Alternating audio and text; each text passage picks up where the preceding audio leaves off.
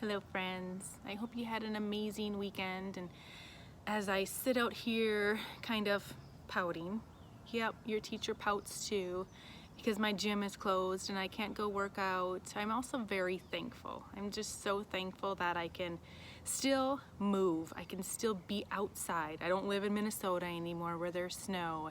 That I live in this amazing state and that I can get out and I can get exercise. And my prayer for you today is that you get out and move today. That even if it's inside your house, have mom and dad put on some videos for you, put on some Jack Hartman. Do some of your action verbs, do some of your nouns, do some of your seasonal count and do counting, your 2s, your 10s, your 5s. And just because you're at home doesn't mean you can't watch some of the amazing videos that we do at school every day. So look him up and do some of the exercises and keep learning and keep your body moving. So we are going to start reading chapter 3. Chapter 3 is called Pictures. The next morning, Mother called me for breakfast. Good morning, said Mother. Good morning, said Daddy. Good morning, I said. Roosters can peck your heads into nubs. Daddy put his coffee cup down. Excuse me? I pointed to my head. A nub, I explained. A nub is a teensy little knob head. Roosters can peck your head into one. Mother looked strange at me. What in the world are you talking about? I did a deep breath at her, because how can I even be clearer on this whole entire subject? A nub, a roundish, baldish, headish nub. And do not tell me that roosters do not peck you. On account, we had a pet day at school, and Meanie Jim brought a rooster to room 9. And that boy is a rooster expert. I looked at her. Plus also, you said Uncle Billy's rooster was mean too, right, Mother? Remember that? Mother looked frustrated at me. Then she put her head down on the table and she didn't come up for a very long time. Finally, she peeked her eyes at Daddy. Now what? She asked kind of quiet. Maybe it'll blow over, said Daddy. I shook my head. No, it will not blow over, I told him.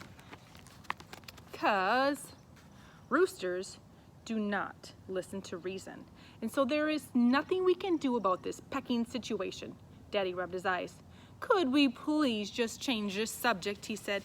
Yeah, not only talking about a nub will make it go away, I said, and so that's enough, said Daddy very growly. I quickly stopped talking then. But even after we changed the subject, nubs kept coming to my mind.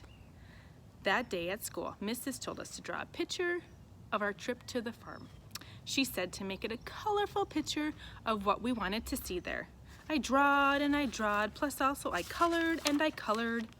When all of us got done with our pictures, we sat in our chairs in a big circle and we told each other about what we drew. My bestest friend named Lucille went first. She drawed a picture of a pink flamingo. Flamingos are my favorite animals, she said. That's because pink is my favorite color and flamingos are pink. And I have a pink dress that will match this perfectly. So that is the dress I'll be wearing on the field day. She wrinkled her nose really cute. Pink brings out the natural blush for my complexion, she told Mrs. Have you ever noticed my satiny smooth skin? Mrs. looked and looked at that girl. You're a fascinating child, Lucille, but I'm afraid there aren't any flamingos on a farm, she said. Lucille looked surprised. So, where are they then? She asked. Well, flamingos can be found in a lot of places, said Mrs. Like South Africa, for example. Lucille shrugged her shoulders. So fine.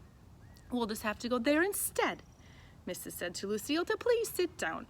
Just then, Polly Ann Puffer springed out of his chair. Look, teacher, I drew a catfish, he said. See his whiskers? My brother said that catfish are so sharp that they can slice your finger to the bone. Mrs. made a sick face. Yes, well, thank you for sharing that, Polly Ann, Ellen, but we're not going fishing. We're going to a farm, remember? Polly Ann Puffer looked upset.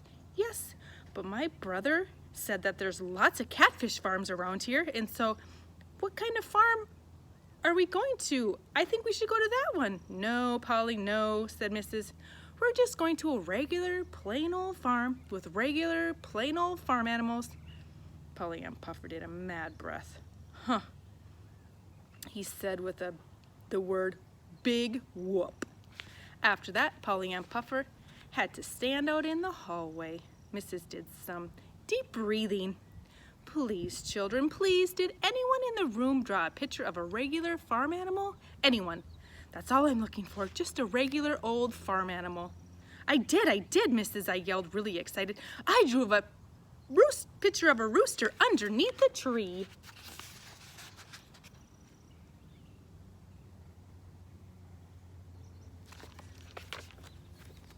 That's a pretty good rooster.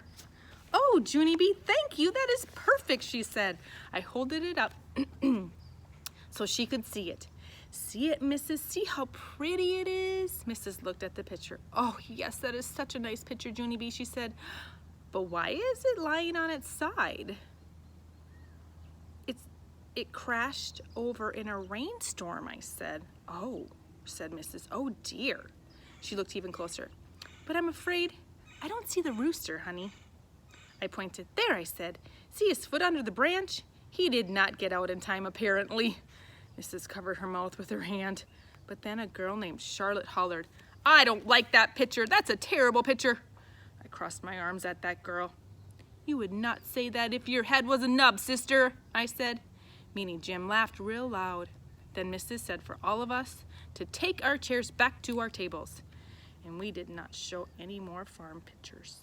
Our next chapter is Cockle-doodly-doo. So you'll just have to come back and listen. I pray you have an amazing day. And just remember, you are loved.